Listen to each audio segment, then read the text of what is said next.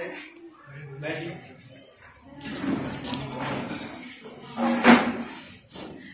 संसद के इस कार्यक्रम की कार्यवाही शुरू होती है। प्रश्न का प्रारंभ होता है। माननीय सदस्य जी महोदय पंकज जी, आप इस संसद की सभा में खंड व प्रश्न संख्या 13 के तहत अपने प्रश्न को रखेंगे। धन्यवाद माननीय। मुझे इस समकालीन मुद्दे में इस सदन के माध्यम से अपने प्रश्न को रखने का अवसर मिला, इसलिए मैं आपका हृदय से आभार प्रकट करता हूँ। माननीय मंत्री महोदय, प्रत्येक छात्र छात्राओं के जीवन में शिक्षा का एक प्रकृष्ट भूमिका होती है। कहा है जरूरी नहीं रोशनी चिरागों से ही हो, शिक्षा से ही घर रोशन हो जाए। इसलिए महोदय, देश के विकास, राष्ट्र के विकास, समाज के विकास के लिए भी शिक्षा की आवश्यक है। इसलिए महोदय, मेरा आपसे प्रश्न है कि एक और सरकार नई शिक्षा नीति 2020 के तहत समान शिक्षा की बात करती है, और महोदय हमारे देश में, समाज में एक ऐसा वर्ग भी है जो दिन रात मेहनत करके कठिन परिस्थितियों के बीच अपने बालियों को सरकारी विद्यालय में पढ़ाता है, और उनकी पहुंच डिजिटल शिक्षा के उपयोग में होने वाले उपकरणों तक संभव नहीं है। फिर ऐसे में नई शिक्षा नीति 2020 समान शिक्षा के उद्देश्य पर कैसे खड़ी करवाएगी? माननीय मंत्री जी, माननीय सांसद महोदय जी का प्रश्न संख्या 13 खंड ब का उत्तर दें। माननीय अध्यक्ष महोदय, मैं आपके और इस सदन के माध्यम से माननीय सांसद महोदय के प्रश्न का उत्तर देते हुए कहना चाहूंगा कि नई शिक्षा नीति 2020 का उद्देश्य है कि समान शिक्षा का अधिकार। हमारा उद्देश्य है कि चाहे कोई बालक हो या बालिका, दोनों को समान शिक्षा मिले, और साथ ही हमारी सरकार यह कोशिश कर रही है कि हम 2022 के अंत तक नई शिक्षा नीति को भारत देश के अधिकांश राज्यों में लागू कर दें, और साथ ही साथ हम समान शिक्षा का अधिकार के साथ साथ हम जो है डिजिटल शिक्षा को भी बढ़ावा दे रहे हैं। हमारी यह कोशिश है कि हम 2030 तक भारत में डिजिटल शिक्षा का कहीं अधिक बढ़ा दें, और साथ ही मंत्री जी, हम आपके इस प्रस्ताव से, आपके जवाब से सहमत नहीं है। आपके माध्यम से प्रश्न उत्तर देना पड़ेगा कि आपने अभी तक की शिक्षा में छात्र के लिए कितना आपने शिक्षा के लिए आपने सहयोग किया, आपको आंकड़ों के माध्यम से प्रस्तुत करने पड़ेगा। अरे महोदय, शांति रखें, आपको आपके प्रश्न का उचित जवाब मिलेगा। जैसे कि मैंने कहा, 2030 तक हमारी कोशिश है कि हम जो है डिजिटल को कहीं आगे तक ले जाएं, और साथ ही साथ हम देखते हैं कि हमारा जो है 1986 जो शिक्षा अधिनियम था, शिक्षा नीति थी, उसके तहत जो है जीडीपी का केवल 3% हिस्सा ही शिक्षा में खर्च होता था। लेकिन नई शिक्षा नीति 2020 के तहत उसे 3% से बढ़ाकर 6% कर दिया गया है, और हम इस 6% जीडीपी के माध्यम से भारत को में डिजिटल शिक्षा को बढ़ा सकते हैं। और साथ ही साथ हम जो है देखते हैं कि हमारा भारत में जो है अधिकतर लोग जो है कृषि से संबंधित है, उनके पास डिजिटल उपकरण के लिए जो है रुपए नहीं हो पाते हैं खरीदने के लिए। हम कुछ ऐसी कोशिश करेंगे कि जिससे हम जो है जीडीपी के 6% के हिस्से से हम उन्हें डिजिटल उपकरण जो है उपलब्ध कराएं, और साथ ही साथ देखते हैं हम किसी विद्यालय में, शैक्षिक संस्थाओं में भी जो है डिजिटल उपकरण उपलब्ध कराएं। साथ ही साथ हम मानते हैं कि यह कार्य कठिन है, लेकिन हम मानते हैं कि हम एक भारतीय नागरिक हैं, हमारी सरकार एक भारतीय सरकार है, तो हम कहते हैं कि सीढ़ियां उन्हें मुबारक हो जिन्हें छत तक जाना है, हमारी मंजिल आसमान है, रास्ता हमें खुद बनाना है। मैं उम्मीद करता हूं कि आप मेरे जवाब से संतुष्ट हैं। माननीय सदस्य महोदय अंजलि जी, आप इस संसद की सभा में खंड ब प्रश्न संख्या 7 के तहत अपने प्रश्न को रखें। माननीय अध्यक्ष, मैं हृदय से आपका बहुत बहुत आभार प्रकट करती हूँ, जो आज आपने मुझे इस महत्वपूर्ण समसामयिक विषय पर बोलने का अवसर दिया। महोदय, शिक्षा मानव के जीवन में बहुत महत्वपूर्ण है। हम शास्त्रों में ही देखते हैं, विद्या सर्वस्य भूषणम, अर्थात विद्या ही सबका आभूषण है। महोदय, शिक्षा के बिना मानव पशु के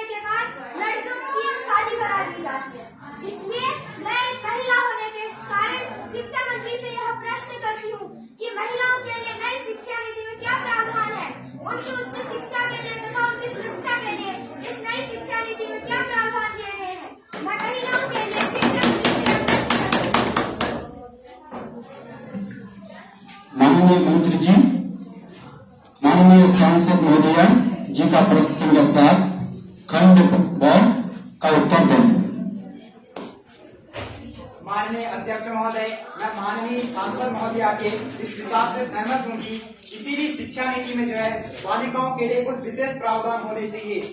इस बात को ध्यान में रखकर हमने नई शिक्षा नीति 2020 में महिलाओं के लिए कुछ विशेष प्रावधान बनाए गए हैं, जिसके तहत बालिकाओं को उनके छात्रावासों तक जो है शिक्षा प्रदान की जाएगी और साथ ही जो है जहाँ विद्यालय अधिक ग्रामीण क्षेत्र में वहाँ विशुद्ध छात्रावासों का जो है निर्माण किया जाएगा और बालिकाओं को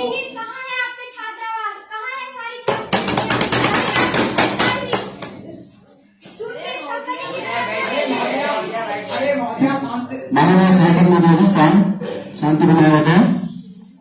हम जो है हमारी सरकार और राज्य सरकारों के साथ मिलकर हम इस विषय पर निरंतर कार्य कर रहे हैं और हमारी कोशिश यही है कि और देखते हैं कि और जो है हमारी सरकार ने बालिकाओं की शिक्षा के लिए विभिन्न योजनाएं लागू की हैं। जैसे मैं बात करूं, केंद्र सरकार द्वारा कुछ विशेष योजनाएं लागू की है, जैसे बालिका समृद्धि योजना, बेटी बचाओ बेटी पढ़ाओ योजना, सर्व शिक्षा अभियान योजना और CBSE उड़ान योजना और साथ ही साथ जो है कस्तूरबा गांधी बाल विद्यालयों का भी निर्माण किया जा रहा है और इसके साथ ही साथ जो है राज्य सरकार भी निरंतर कार्य कर रही है। और राज्य सरकारों की बात करूं तो जैसे महाराष्ट्र की जो है माझी कन्या भाग्यश्री योजना, और मैं बात करूं बालिकाओं की उच्च शिक्षा के लिए, तो बालिकाओं की उच्च शिक्षा के लिए कुछ विशेष जो है हमने योजनाएं लागू की हैं, जिसमें से सुकन्या समृद्धि योजना, बालिका समृद्धि योजना और बात करें तो राजस्थान सरकार ने जो है मुख्यमंत्री राष्ट्रीय योजना को भी लागू किया है।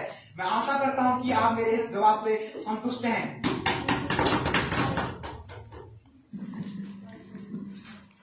माननीय सदस्य महोदय गिरीश जी, आप संसद की सभा में खंड 100 पद संख्या 4 के तहत अपना प्रश्न रखें। आपने मुझे इस सभा में बोलने का अवसर प्रदान किया, इसके लिए मैं आपका एड्रेस से धन्यवाद महोदय। मैं आपके और इस सदन के माध्यम से माननीय शिक्षा मंत्री जी से यह पूछना चाहता हूँ कि देश में कितना प्रतिशत शिक्षा के क्षेत्र में कुल कितना व्यय केंद्र सरकार द्वारा और कितना प्रतिशत व्यय राज्य सरकार द्वारा ग्रहण किया जाता है। माननीय शिक्षा मंत्री। माननीय मंत्री जी, माननीय सांसद महोदय जी का प्रश्न संख्या 4 खंड 100 का उत्तर दें।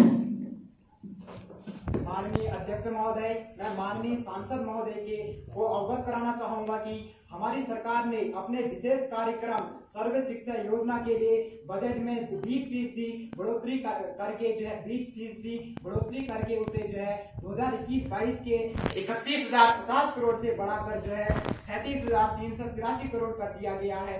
और साथ ही साथ देश में शिक्षा के व्यय को जो है गाँव में केंद्र सरकार द्वारा 90% व 10% जो है राज्य सरकार द्वारा वहन किया जा रहा है। साथ ही शहरों की बात करूं तो शहरों में जो है 60% जो है केंद्र सरकार द्वारा और 40% जो है राज्य सरकार द्वारा वहन किया जा रहा है।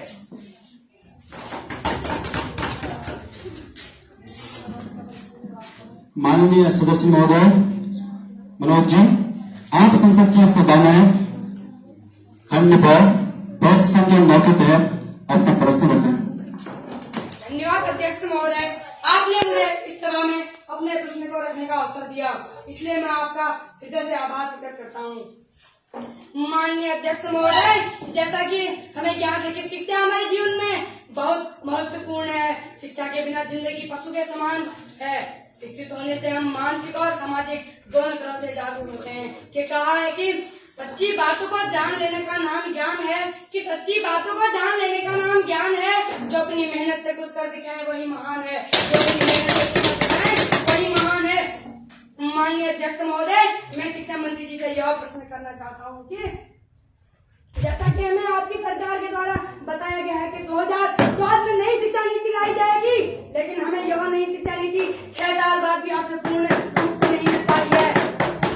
इसका अर्थ यह है कि सरकार शिक्षा पर रुचि नहीं दे रही है, सरकार शिक्षा पर ध्यान नहीं दे रही है।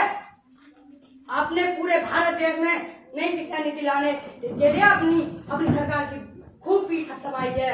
अथवा शिक्षा मंत्री जी से मेरा यह प्रश्न है कि नई शिक्षा नीति पूरे देश में कब तक लागू हो पाएगी? क्या हमें इस नई शिक्षा नीति को पाने के लिए और 24 साल इंतजार करना पड़ेगा, जैसे कि हमने आजादी के बाद 1964 तक करना पड़ा? माननीय मंत्री जी, माननीय सांसद महोदय जी का प्रश्न संख्या 9 खंड वाक्य का उत्तर दें। माननीय अध्यक्ष महोदय, मैं माननीय सांसद महोदय को बताना चाहूंगा कि जो नई शिक्षा नीति है, हम सब जानते हैं कि नई शिक्षा नीति जो है 34 वर्ष बाद नई शिक्षा नीति लागू की गई है। हम जानते नई शिक्षा नीति को बनाने में इतना समय इसलिए लगा क्योंकि हमारी सरकार का प्रयास था कि हम पर्याप्त समय लेकर एक ऐसी शिक्षा नीति बनाए जिससे विद्यार्थी अपने सपनों को साकार कर सके, विद्यार्थी अपने सपनों को साकार होगा ये सब आडंबर है। आज इस प्रकार की कार्रवाई करके माननीय सांसद महोदय शांति बनाए रखें। महोदय शांति रखें, आप घबराइएगा नहीं, आपको आपके प्रश्न का उचित जवाब मिलेगा। जैसे कि हमारी शिक्षा नीति का यही आधार था कि बच्चे करें अपने सपने साकार। नई शिक्षा नीति का यही आधार We know that education is the most powerful weapon which you can use to change the world. इस बात को ध्यान में रखकर हमने जो है नई शिक्षा नीति को बनाने में कोई जल्दबाजी नहीं की। हमने संपूर्ण भारत के हर एक गांव, हर एक शहर में जाकर हर एक छात्र छात्राओं से और हर एक व्यक्ति से उनकी राय को जाना, उनकी परेशानियों को समझा और एक लाभकारी और एक लाभदायक जो है नई शिक्षा नीति हमने बनाई। और साथ ही साथ जो है हमारा यह उद्देश्य था कि शैक्षिक जो संस्थाएं हैं वह प्रत्येक बच्चे को अनुकूल शैक्षिक वातावरण उपलब्ध कराए और इसके साथ ही साथ जो है हम एक ऐसी शिक्षा नीति बनाए जिससे हम भविष्य की चुनौतियों से निपटने के लिए युवा शक्ति को जो है तैयार कर सकें। माननीय सदस्य महोदय जी, माननीय सदस्य महोदय हिमानी जी, आप संसद की इस सभा में खंड 100 प्रश्न संख्या 8 के तहत अपना प्रश्न रखें। धन्यवाद अध्यक्ष महोदय। मैं माननीय मंत्री जी से यह पूछना चाहती हूँ कि हमारी भारत सरकार भारत के अन्य राज्यों में नई शिक्षा नीति कब तक लागू करेगी? माननीय मंत्री जी, माननीय सांसद महोदय जी का प्रश्न संख्या 8 खंड 100 का उत्तर दें। माननीय अध्यक्ष महोदय, मैं माननीय सांसद महोदय के प्रश्न का जवाब देते हुए कहना चाहता हूं कि जो नई शिक्षा नीति 2020 है उसे भारत के अधिकांश नागरिकों द्वारा बालक बालिकाओं तथा युवा पीढ़ी के लिए लाभदायक बताया जा रहा है। हमारी सरकार का जो है निरंतर प्रयास रहा है कि हर एक विद्यार्थी संपूर्ण भारत का हर एक विद्यार्थी अपने आप से एक प्रश्न पूछे, अपने आप में एक संकल्प करे कि अपनी मंजिल को बुलाकर जिया तो क्या जिया है, दम तुझ में तो उसे पाकर लिखते खून से अपनी कामयाबी की कहानी और बोर इस किस्मत को दम है तो मिटा के दिखा। मैं बात करूं जो नई शिक्षा नीति है वह वर्तमान में केवल जो है मध्य प्रदेश तथा कर्नाटक में ही लागू हो पाई है, लेकिन हमारी सरकार का प्रयास है कि हम 2022 के अंत तक जो है नई शिक्षा नीति को भारत के अधिकांश राज्यों में जो है लागू कर दें। माननीय सदस्य महोदय मणिशंकर जी, आप संसद की सभा में प्रश्न संख्या 7 खंड 2 के तहत अपना प्रश्न रखें।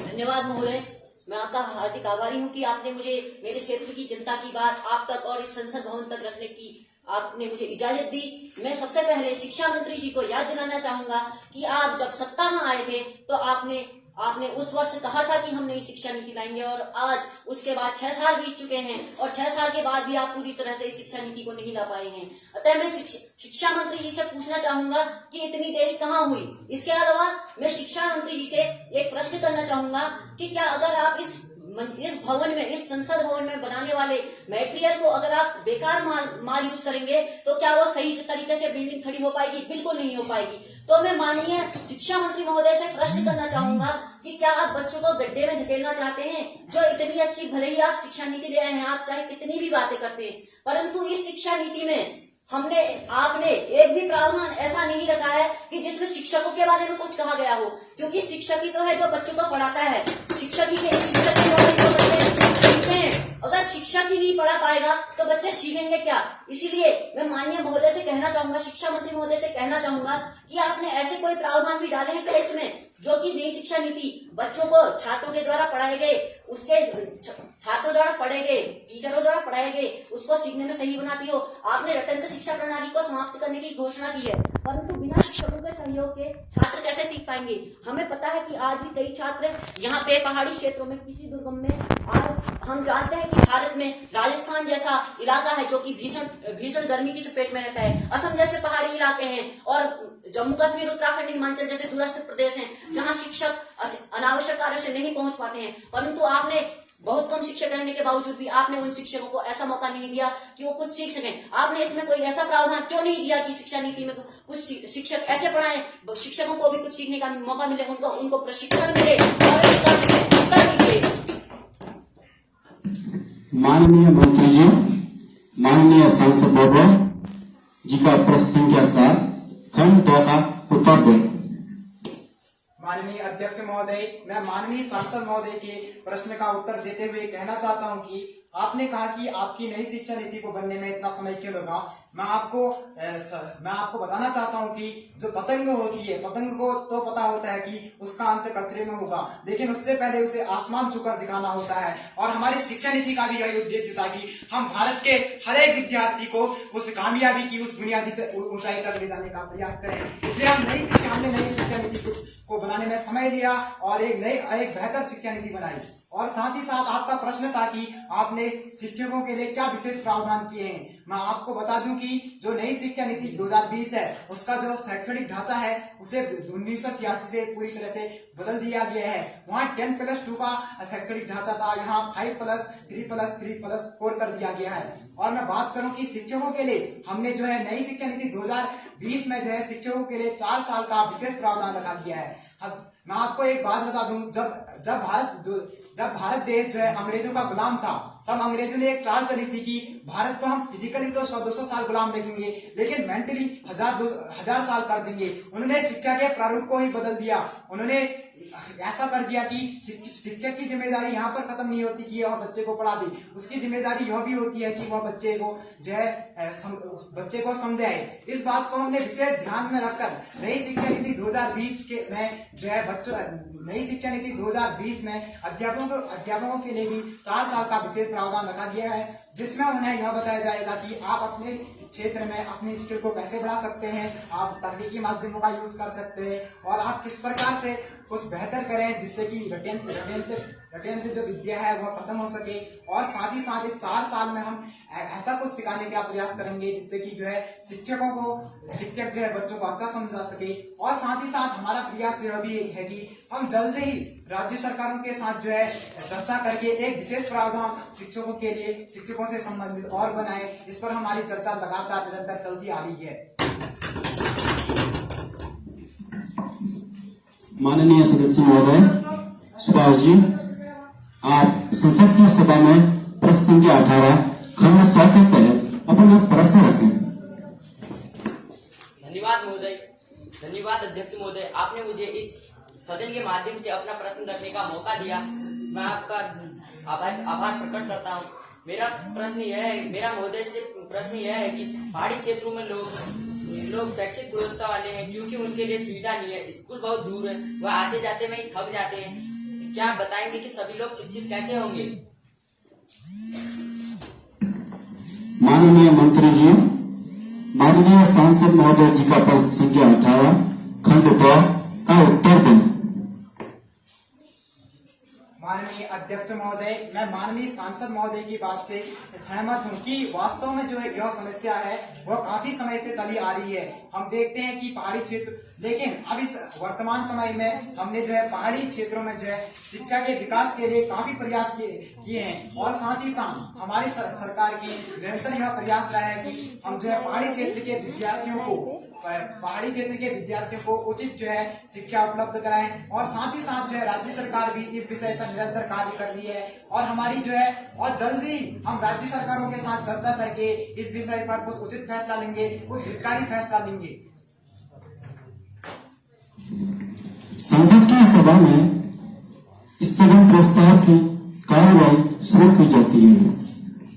माननीय सदस्य महोदय पंकज जी, आप संसद की सभा में अपना स्थगन प्रस्ताव रखें। महोदय, मेरा सरकार से एक प्रश्न है और प्रस्ताव है। हमारा देश लोकतांत्रिक राष्ट्र होने के साथ साथ धर्मनिरपेक्ष राष्ट्र भी है, परंतु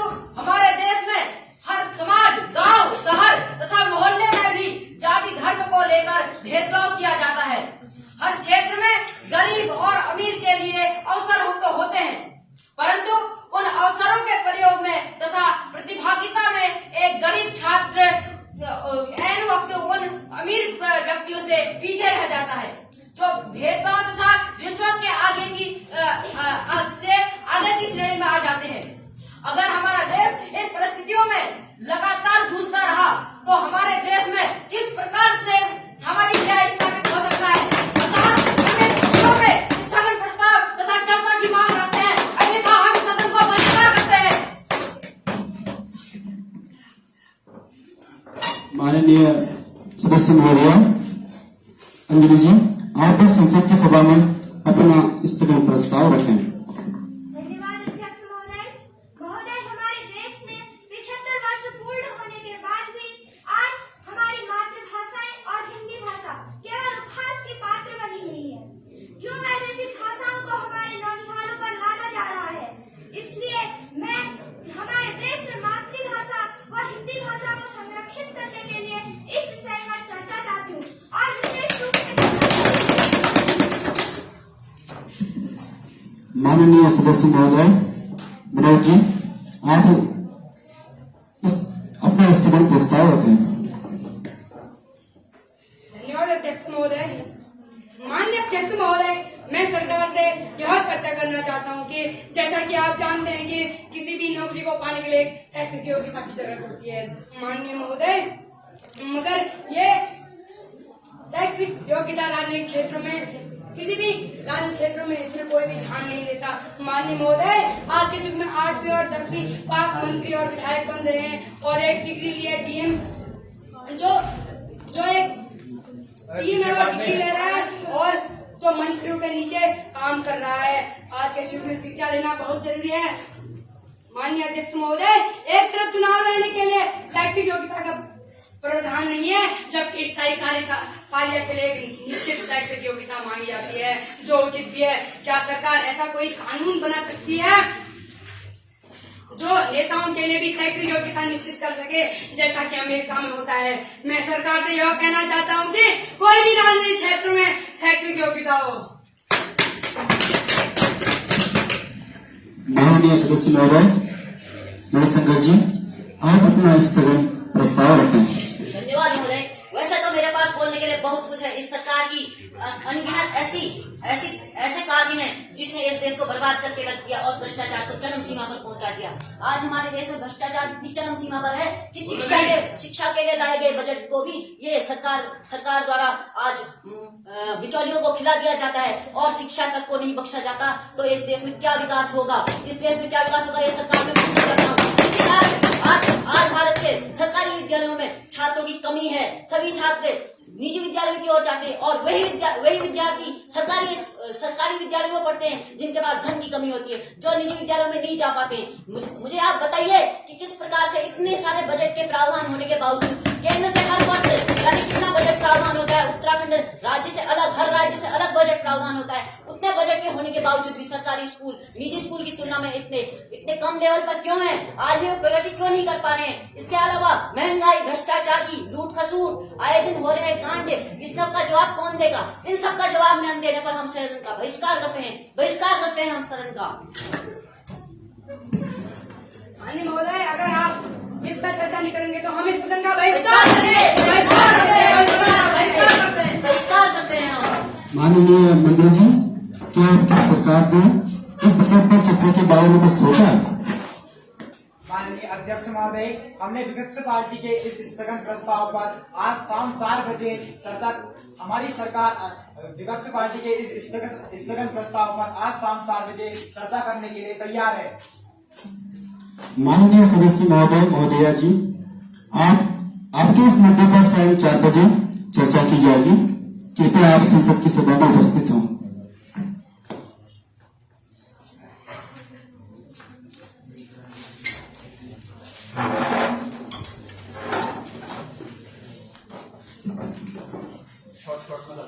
शून्यकाल प्रारंभ होता है। माननीय सदस्य महोदय मनोज जी, शून्यकाल में अपना विचार रखें। धन्यवाद अध्यक्ष महोदय।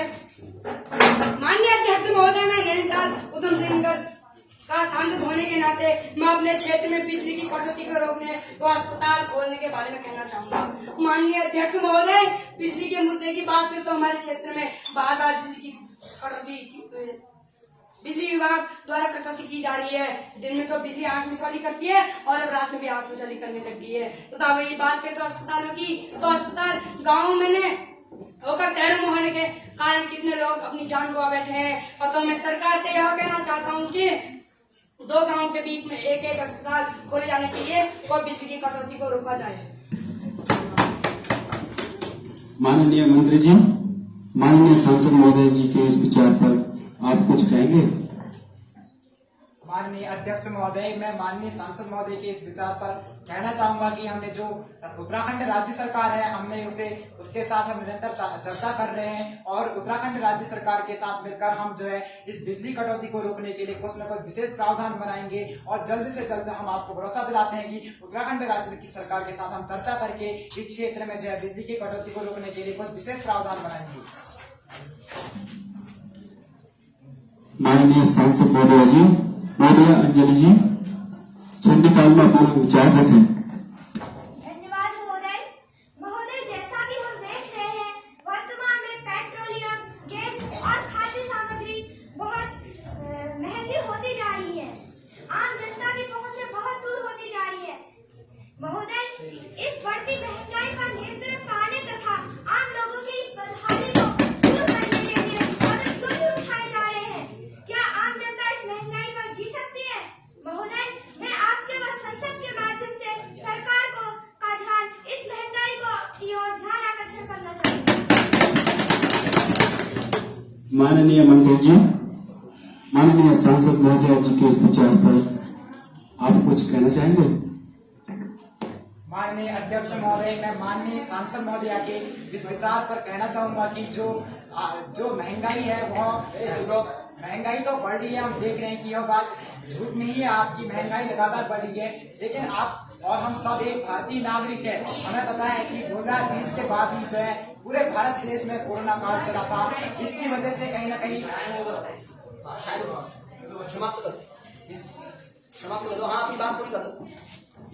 कोरोना काल की वजह से ही जो है महंगाई जो है निरंतर बढ़ी है। हम इस बात को मानते हैं, लेकिन हमारी जो है हम लगातार चर्चा कर रहे हैं और हम अभी कोरोना काल खत्म हो गया है। हम कोशिश करेंगे कि हम 2022 के अंत तक जो है इस महंगाई पर काबू कर लेंगे।